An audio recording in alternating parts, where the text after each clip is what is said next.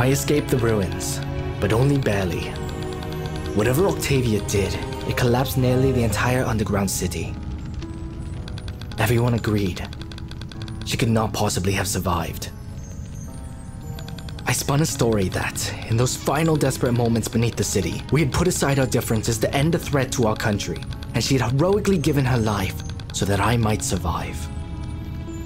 The best lies always hold just a little bit of truth. I was able to bring most of the legions loyal to Octavia into my army, and the rest scattered or fell to simple raiding. With the capital in my possession, driving off the invaders who I'd skirmished with earlier proved an easy task. They were no match for a skilled commander safe behind impenetrable walls. My favor for Melissa I spent well. The Council of Princes quickly ratified my claim to the throne. Even without convincing, they would have had a difficult time doing otherwise. There were no other reasonable candidates available, and none of the princes had any desire to take command of an empire in the state Venumia was in. Once I had stabilized the country, however, I had no doubt that the knives would begin to appear. The damage Morn had done was more extensive than I had realized. The strange soul-gathering mission he had put Octavia to had in fact been intended to weaken the barrier between our world and the Void, or so my soulmancers told me. As the barrier weakened, the condition of the Empire deteriorated. These weak spots could not be directly repaired, but stabilizing the Empire, I was told, would cause them to heal themselves. So, I consolidated power. I abandoned some of the more distant, less defensible provinces. I tasked the army with civil repairs and defense of our trade routes. Did not make me popular, at first. I stayed the course, and in time my policies showed dividends that made me beloved by the people and the army, if not the princes. I founded schools that taught Boronish history and theology, and poured money into restoring hallowed Boronish sites across the Empire.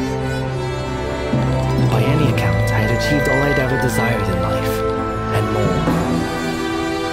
But when the two friends who you love most in all the world bury knives in your back and die before your eyes, your heart hardens more than a little. It would not happen again. The halls of the palace are never silent, but the only voice I hear in my chambers is my own. When all those you love have died by fate's hand, or yours, the world is a cold and empty place.